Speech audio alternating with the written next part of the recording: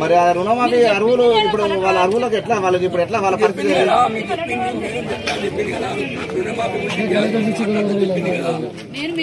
మాకు ఏం చెప్పలే పడతాయి అంటారు. ఇంతవరకు రుణమాఫీ కాని వాళ్ళు చాలా మంది ఉన్నారు. ఇప్పుడు ఇలా 20 మంది ఉన్నారు. రుణమాఫీ కాని వాళ్ళు 20 మంది ఉన్నారు. ఇప్పుడు చేయలేస్తారు వాళ్ళు. వాళ్ళ పరిస్థితి ఏంటి ఇప్పుడు?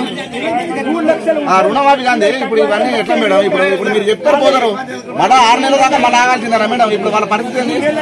రుణమాఫీ కాంది ఇప్పుడు ఇవన్నీ హామీలు ఇస్తాను ఓకే మేడం, కానీ ఎట్లా వాళ్ళు ఇప్పుడు ఆ రుణమాఫీ వాళ్ళు పూర్తి అయినాక నెక్స్ట్ ఇంకోటి చేయాలి. దానికి అది పూర్తి కాదు ఇంకోటి పెడతాను కదా.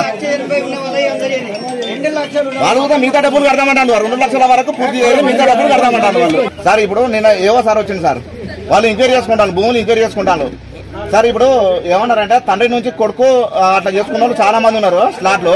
అవి మాత్రం పడేయని చెప్పిండు. ఎందుకు పడే సార్ అని అంటే వాళ్ళకి మాకు గైడెన్స్ రాలేదు, అవి ఇప్పుడు పడాయి, అవి ఎప్పుడు పడేది తెలియదు అని చెప్పిండు. నిన్న ఏవో సారే చెప్పిండు అవి పడేయాలి. ఎందుకంటే ఇప్పుడు రైతు బంధు పడేటప్పుడు వాళ్ళతో పాటు అందరికీ పడాలి, వీళ్ళకి కూడా పడాలి. ఇప్పుడు తండ్రి కన్నా పడాలి, లేకపోతే కొడుకు కన్నా పడాలి. మేము అనేది అది. ఎందుకంటే కోల్పోతారు కదా సార్. అట్లా ఎంతో మంది చేయించుకున్నారు, 20-30 మంది చేయించుకున్నారు అట్లా.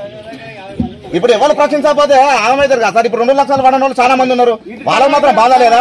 సరే మేము చెప్తాండొచ్చు, వాళ్ళకి మాత్రం బాధ లేదా? ఎవరైతే సార్ దానికి పడలే కదా, అది నష్టపోతారు కదా. ఎవరైనా ఒకరు ప్రశ్నించాలి కదా.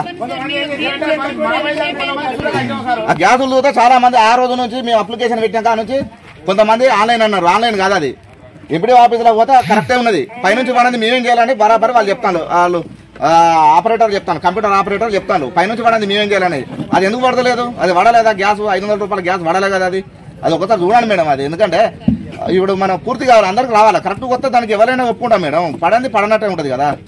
సరే మేడం, మీరు ఇప్పుడు ఇల్లు వైజ్ గా సరే సారు కార్యదర్శి గారు ఎంక్వైరీ ఇల్లు, ఎందుకంటే అందులో ఏ ఒక్కరికి రాకుండా కానీ మరి అడగవలసిన పరిస్థితి వస్తుంది మేడం. మేము చెప్తున్నాం అది ఏ ఒక్కరు ప్రతిపక్షంగా కాకుండా అందరికీ అర్హులైన వరకే ఏమంటున్నారు.